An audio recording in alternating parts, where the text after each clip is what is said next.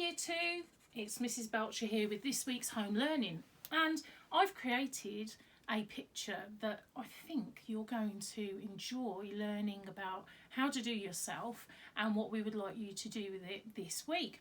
You should have received a either learning pack from us through the post, or you will have received an email with a link showing you the home learning for this week. It's also on our YouTube channel as well, which is where you'll be watching this video.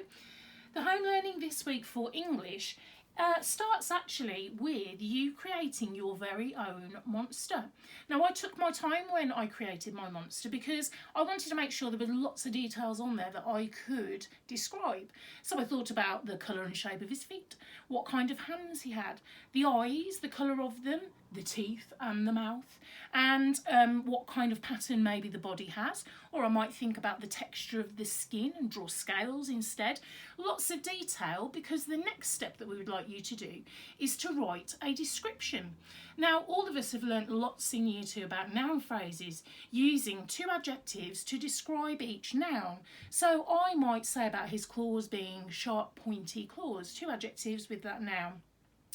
The reason for you to writing that description is we would like then you to send a photo of your completed drawing of your monster, as well as your written description. And the challenge for all the Year 2 staff, so you're setting us some home learning this week as well, our challenge is to, without looking at your picture, draw from your description of your monster a picture of what we think your monster looks like. Then what we can do is reveal your picture and put our picture with it to see if it matches. So I think it's going to be lots of fun to see if you can really describe your monster really clearly for us to be able to see what it looks like, and then us interpret your description and see if we can match it.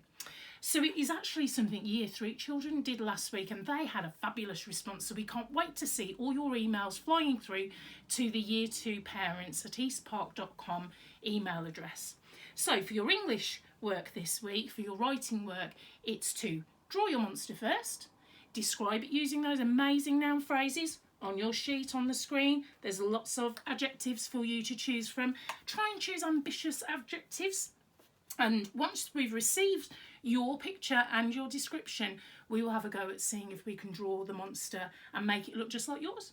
So that is our learning for our writing this week. Let's see what we have planned for maths.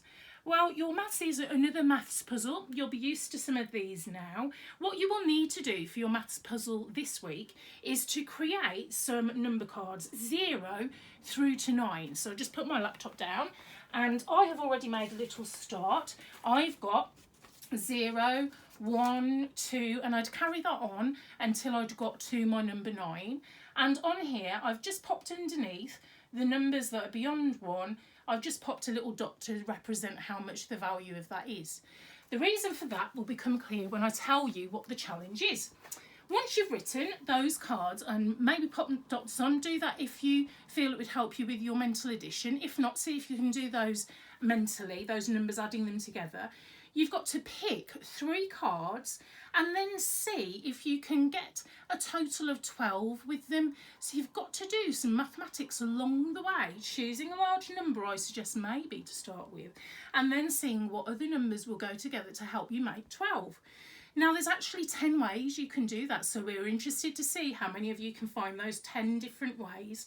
But it's really important to help you. Remember, when we do our problem solving, we use a systematic approach. We can record the ones that work, and we can record those that maybe we find out don't work, and then tick them when we're confident we have found them, and that will help you keep track if you've got 10 addition number sentences that make 12. Once you have done that, there's a second part. It says, now pick 4 cards with a total of 12. So instead of 3 cards this time, you're choosing 4. Again, it's got to make 12.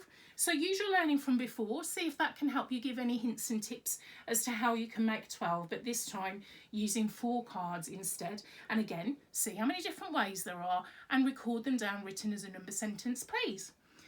We then have a final challenge on the other side that can you make 12 using 5 cards? So I'll be interested to hear what your answers are to that. We've just got a little reminder here that on Timetables Rock Stars, we have got the 2, 5s, 10s and 3s that you can practice, and each week, remember, we're sending out certificates to the most improved performer and the highest scoring performer. So look out for, on a Friday we send those out, look out on a Friday for any certificates that might come your way for some fantastic scores. So you might be wondering, can you see my bunting up above my head? You might be wondering what that is doing there, and that is linked to the final part of your home learning this week. On the sheet you'll see we've got the heading History. I'll just read out the first little part. This Friday is a very special day. It is called VE Day.